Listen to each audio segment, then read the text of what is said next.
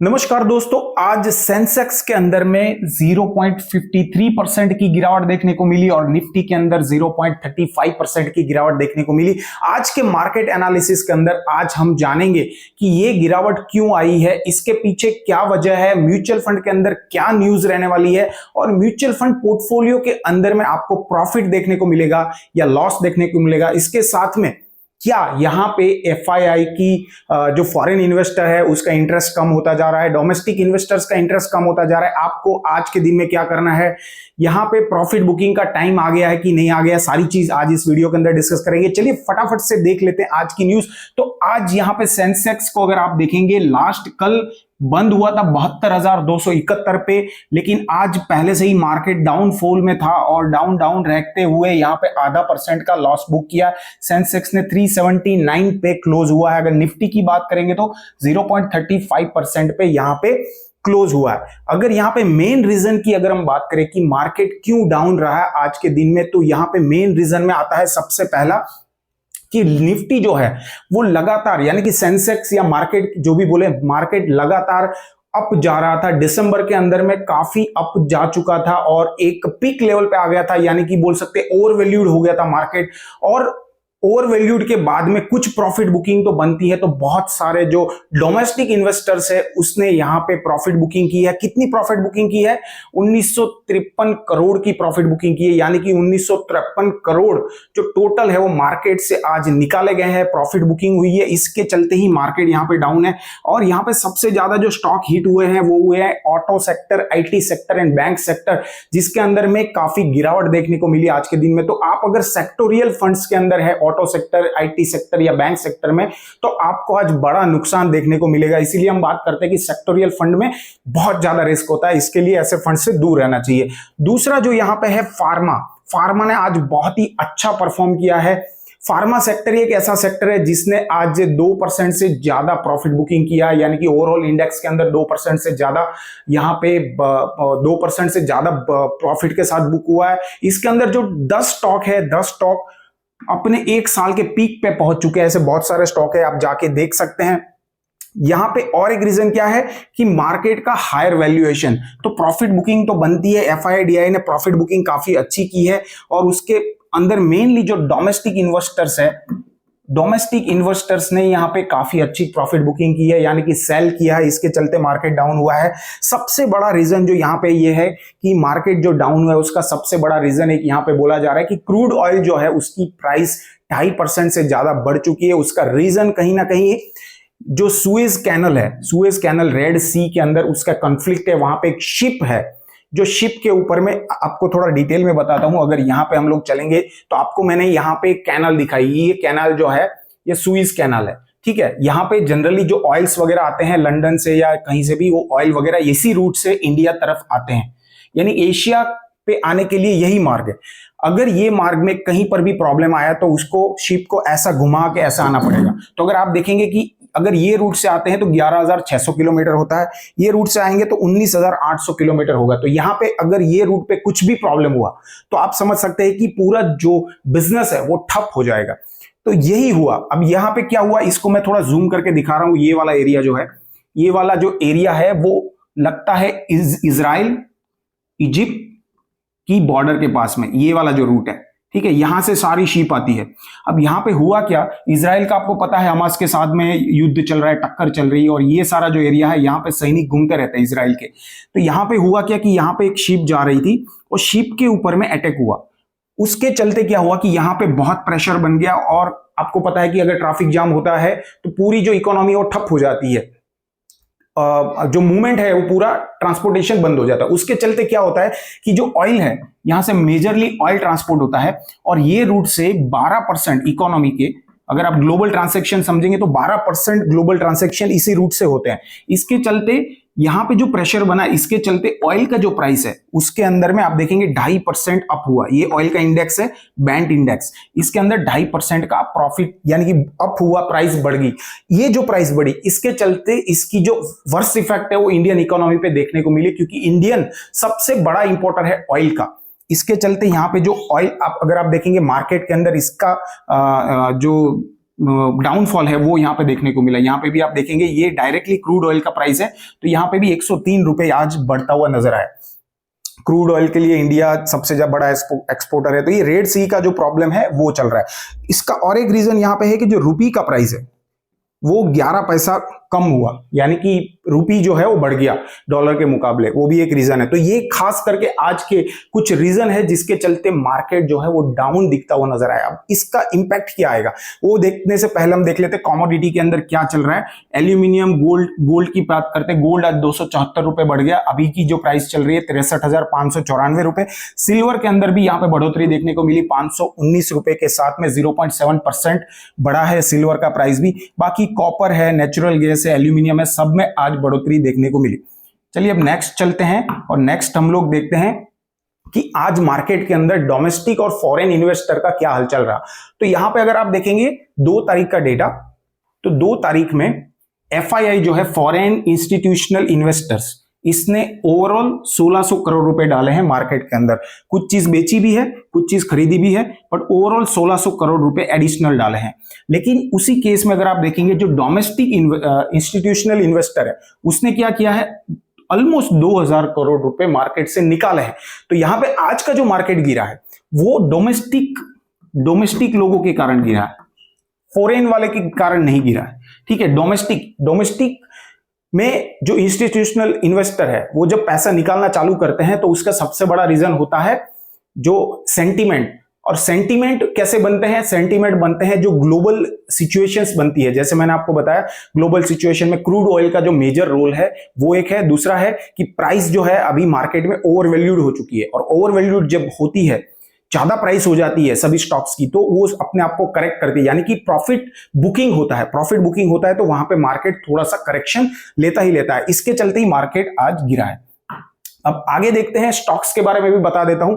तो यहां पे जो टॉप गेनर स्टॉक्स है आज के दिन में जो सबसे ज्यादा बढ़े हैं, सन फार्मा एडवांस ऑलमोस्ट 10% बढ़ा है, लेमन ट्री होटल्स 10% बढ़ा है, ऑल कार्गो लॉजिस्टिक भी 9.5% बढ़ा है, ग्लेनमार्क लाइफ साइंस भी ऑलमोस्ट 8.9% बढ़ा, और इंजीनियर्स इंडिया जो है वो 8.48% आज बढ़ा है।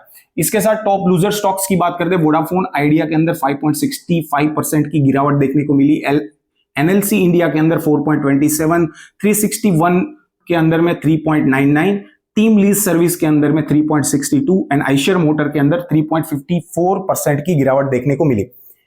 इसके साथ बात करते हैं स्टॉक्स एट 52 वीक्स हाई, जो अपने 52 वीक के सबसे टॉप पे चल रहे हैं। ऐसे स्टॉक कोल इंडिया सबसे टॉप पे चल रहा है, यस बैंक सबसे टॉप पे चल रहा है, सिप्ला सबसे टॉप पे चल रहा है, Indus tower and Tata Motors, ये सारे स्टॉक ऐसे हैं जो अभी पीक पे चल रहे हैं, यानी कि 52 वीक में सबसे ज्यादा प्राइस तक पहुंच चुके हैं। तो अगर इसमें आप इन्वेस्टमेंट करना चाहते हैं तो सोच के करिएगा, क्योंकि ये सबसे ज्यादा ओवरवैल्यूड हो चुके हैं। अपने आप को करेक्ट जरूर करेंगे, यानी कि थोड़ा सा डाउन जरूर होगा।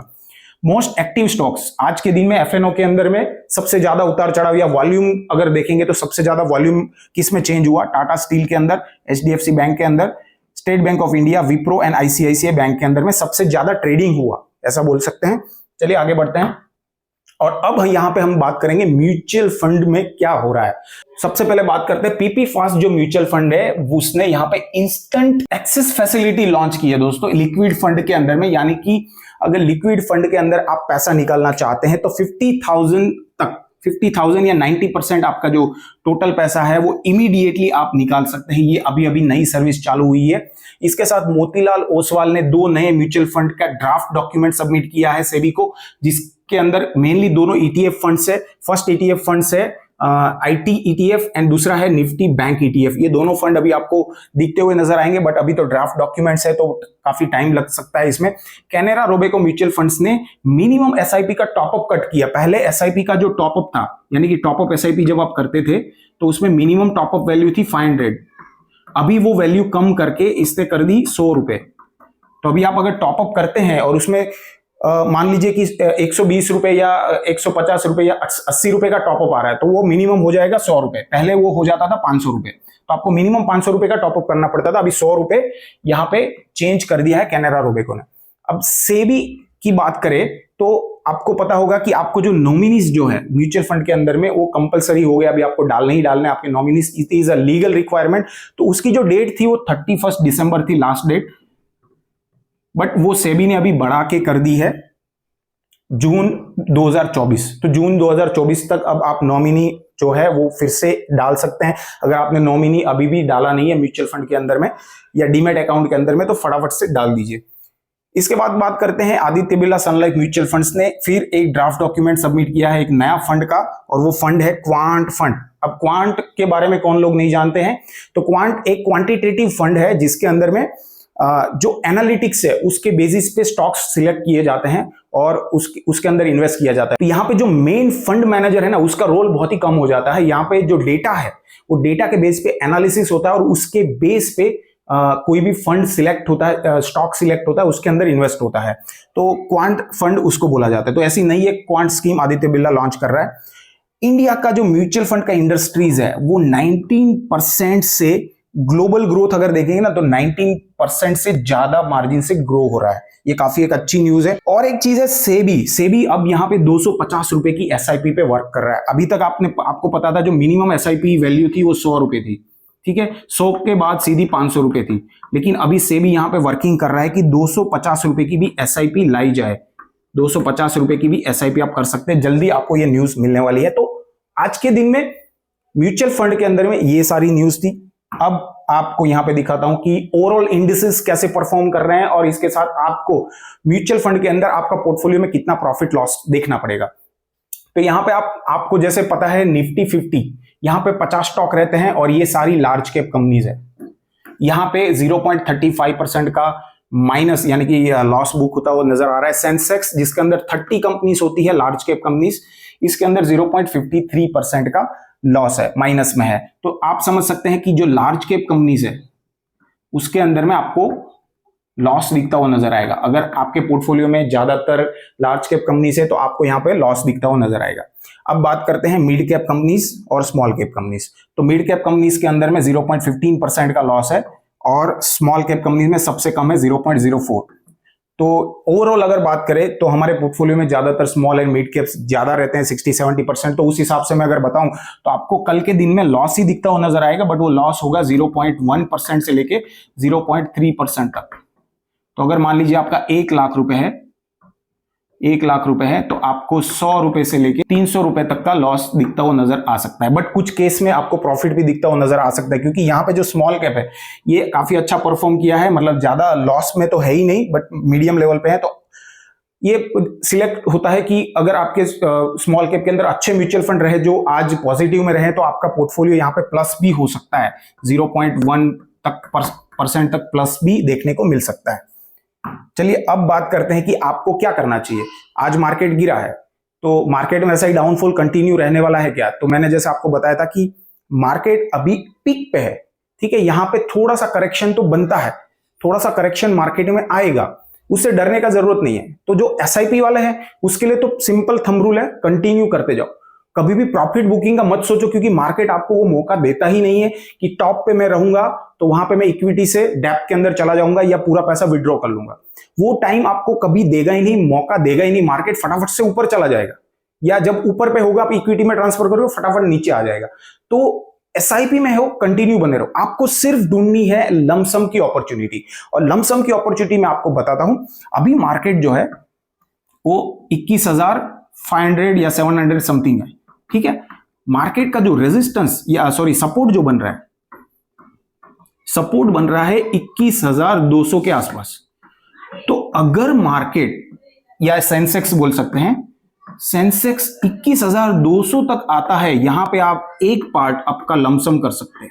ये मैंने आपको बहुत बड़ी चीज बता दी। लमसम के लिए लोग पैसे लेते हैं कि लमसम कब करना है उसको जानकारी के लिए, पर मैंने आपको अभी यहां पे बता दिया कि मार्केट और 1-2 दिन में डाउन आता है, 21,200 तक आता है, तो आप टोटल लमसम का एक पोर्शन लमसम कर सकते हैं, इमीडिएटली कर सकते हैं। और बाकी के जो पैसे हैं वो पैसे को आप रख दीजिए डेप्थ फंड के अंदर या लिक्विड फंड के अंदर, और वहां से एसटीपी चालू करिए, ठीक है। एसटीपी का छोटा छोटा अमाउंट चालू करिए, ताकि आपको लिक्विड फंड के अंदर 6% का इंटरेस्ट भी मिलता रहेगा, साथ साथ में आपकी इक्विटी के अंदर एसटीपी भी चलती रहेगी।